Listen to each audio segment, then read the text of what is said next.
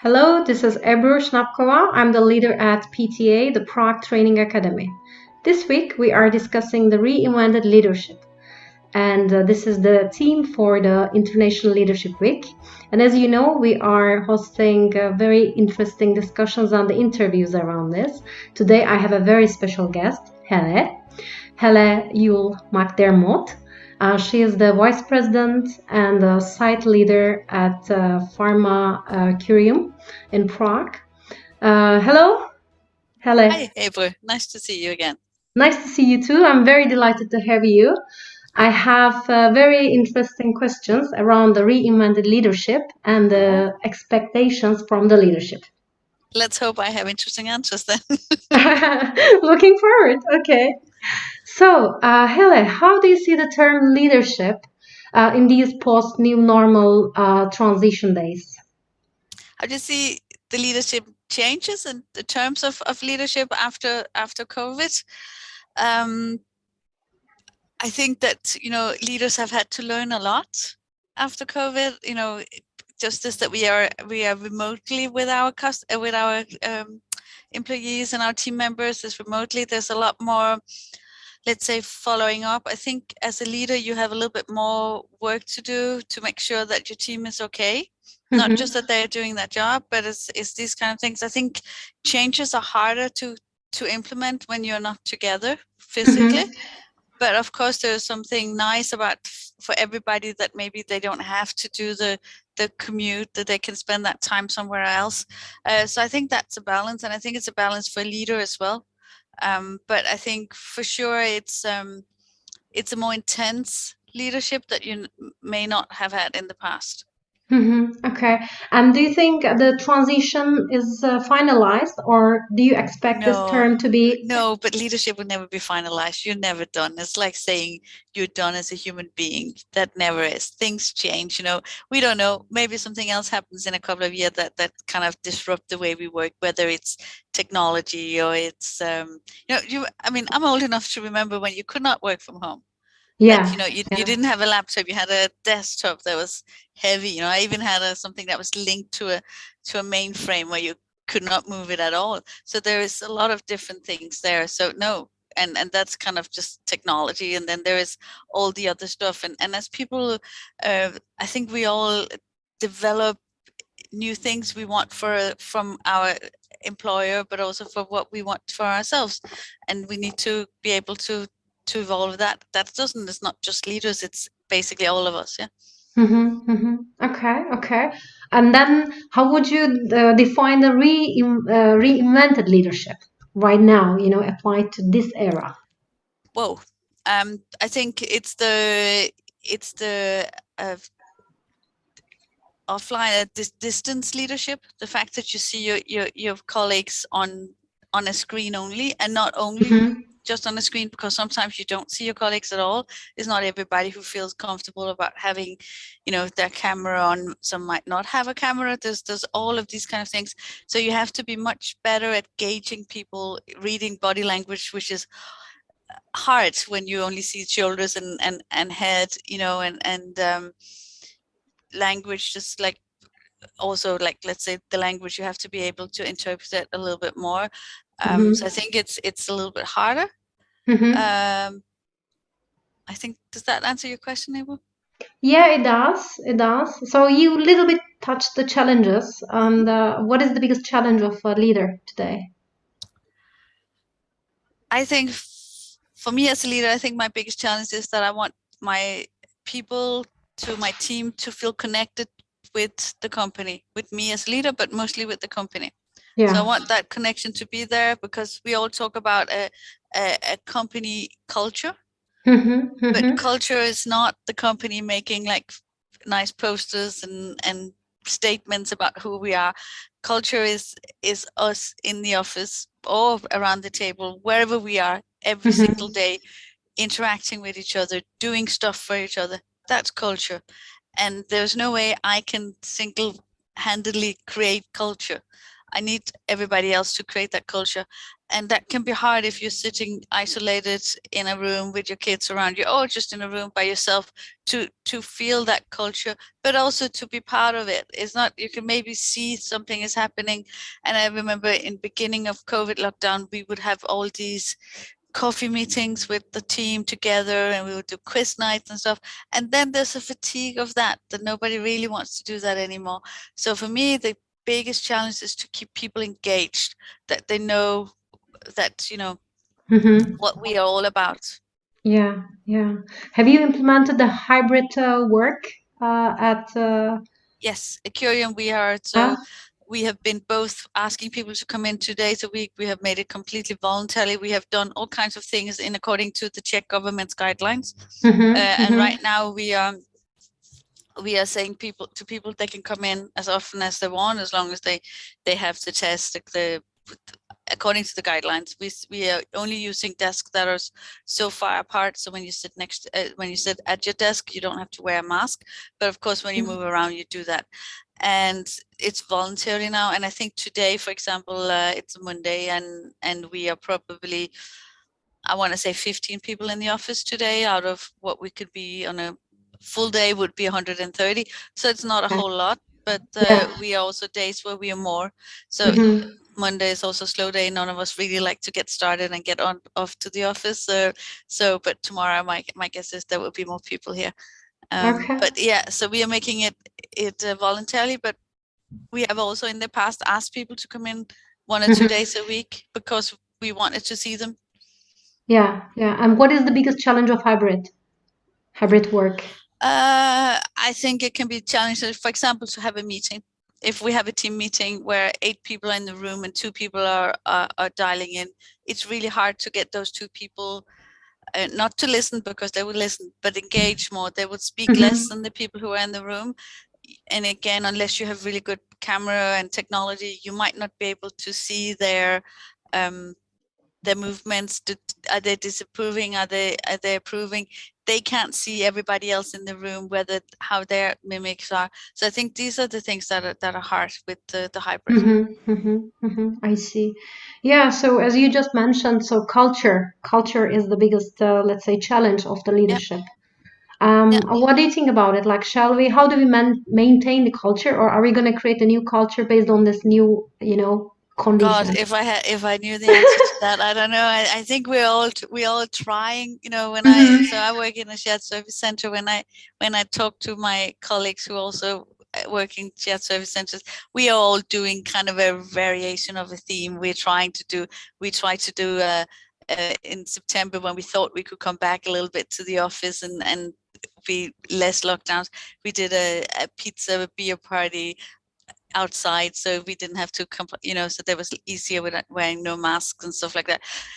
We still do coffees here in the kitchen with nice distancing and stuff like that. So we try to do that. We are doing things that we have done in the past as well. We're doing it a little bit in a let's say modified version. So we do corporate social responsibility day. So we are working with a local orphanage, and we've been there twice last month to help with the garden, help with cleaning their windows and stuff like that. So we are trying to do what we used to do, and some of it works maybe a little bit better than other, but it's really kind of trial and error all the time. And listening to our employees, asking what would they like us to do. And we have a social committee here, and they have done lots of walks, because then we can be outside, we can be together. Right now they're doing a reading challenge. They've done a step challenge. They do kind of different things that you can opt in and out of if you want to. So, but again, a lot of trial and error. Yeah, I can imagine. Yeah. And how do you keep the people motivated in these days? Have you seen, or have you measured any change in the motivation? So the last survey we did is almost a year old. I don't think I see a huge change in the motivation. I think maybe I see a change in what motivates you, and it's very, very different from person to person. But this is the thing with motivation. What motivates me doesn't necessarily motivate you, and you have to try to find that balance where you motivate most people, and there will be some who absolutely hates what you're going to do. But some of the things is some people get very motivated by the fact that they don't have to get into the office, and some people get much more motivated by being at the office. Some people like that we have coffee, some people like we don't, and stuff like that. So I don't know. I don't see an overall motivation change, but I see in the market, and I think that there's been studies as well. It's not just here, but also kind of globally. More people might be wanting to change their job. Okay. So a lot of people is trying. I think that many people found some kind of a hobby, some kind of an oracle that they wanted to do during the lockdown, where they were forced to think over their lives a little bit, and maybe that has to do with their job as well. I mean, that's for companies, that's both good or bad, because you may lose some bad people, but on the other hand, you may gain some good people. So I'm not saying it's a bad thing or a good thing. It's just a thing, and I think a lot of people have started new things during lockdown where they couldn't do what they normally do, and maybe fallen in love with those things as well. Okay. Yeah. Okay. Well, what is the impact of today's requirements in leadership styles? When you talk about requirements, you're more talking about the COVID requirements? Yeah, like a COVID requirements, or actually like this is a time what I call post new normal transition. Yeah. Mm-hmm. So it means What are the requirements from a leader? Like how would you see a successful leader? Yeah. Extreme flexibility.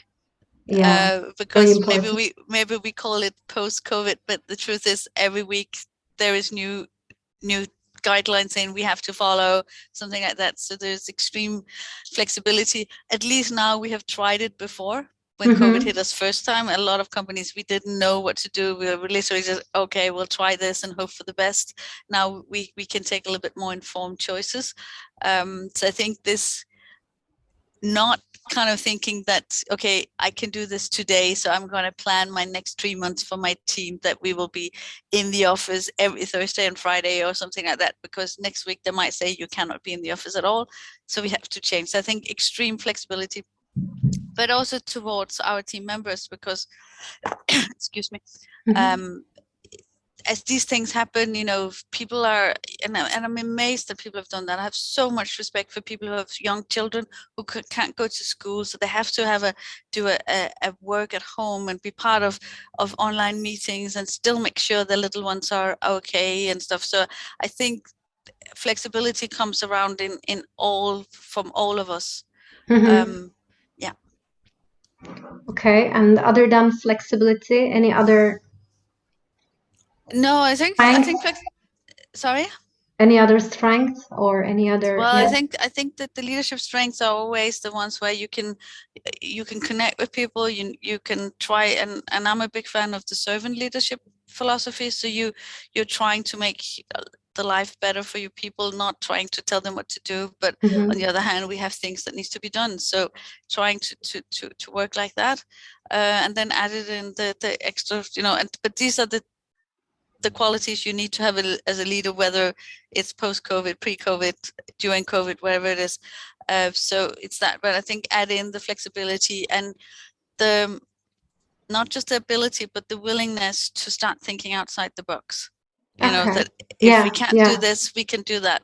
But also understand that sometimes you get it wrong, and that's okay too, because we can try something and we're like, oh God, this does not work. Let's just back up and say, okay, we got that one wrong.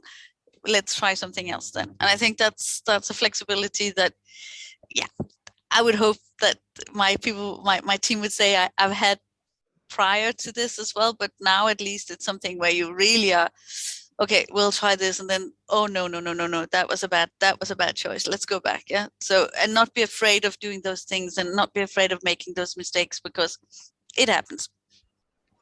Exactly. I really like it. Yeah. Thank Okay. you. What are your suggestions to the new leaders or the people who would like to transit their career in the leadership? I always like the personal touch. So if you're a new leader, it's very tempting to just write emails or messages and stuff like that. And I'm also so old that I remember when we actually took the phone and had conversations, and it was not just all messages we got from each other. But and I would say this to anybody, not just leaders, but especially to leaders. It's about the relationships that you create with your team. So it's like both managing, let's say, downwards, upwards, sideways. Understand who all your peers are, but also understand your stakeholders. It's such a huge thing. Then I think quite often we only think about leaders or how they're managing downwards, maybe how they're managing upwards, but there is so much more than that. It's the stakeholders, it's the peers, it's everybody else in the company. So that I would say, if you're a new leader, make sure you understand your whole organization, who is who, and how can I relate to those people, create those relationships. And of course, I'm assuming that you have a good team, so they are providing the results that you need. And if not, then you have to go in and look at the processes. Yeah. Very good. Yeah. Okay. Yeah. Thank you. I think Thank you. I think the new leaders and the people who are planning to have career transition to leadership, they will really appreciate this. Thank you. Thank you. Thank you. I have one more question. What is the key to success for Helle? A great team. My team makes me successful. That's it. Okay. If I can make them, my biggest job is to make them successful, because that's me being a success. Okay. Okay. So all I do is about having my fabulous team around me. I love it. I love it. Thank you. Okay. Thank you. So do you have any other recommendations? I mean, you were really providing very good insight, how the leadership is looking and should be looking for success. I really love your comments and the information you shared, actually. Thank you. Thank you so much. No, I don't really have any kind of broken diamonds or anything here. I think it's being a leader. It can be a little bit like being a parent, that you muddle through. You hope that you get it right, but again, accept your mistakes. Don't try to cover up when you made a mistake. Absolutely not. That would be my biggest thing, is like when I hope that this is the way my team will also see it. But if something goes well, it's all down to the team. If something goes wrong, it's all about my decisions. Yeah. No, but I'm sure that people say, well, she's not like that all the time. I really love it, Helle, because this is what you have to say. Yeah. I mean, yeah, this is very how to say, this is very inspiring. Thank you very much for this beautiful talk. And it's lovely to talk wonderful. To you. Thank you so much for sharing your time with us and with the others who are watching this at the International Leadership Week. Thank you, Helle. Thank you, April.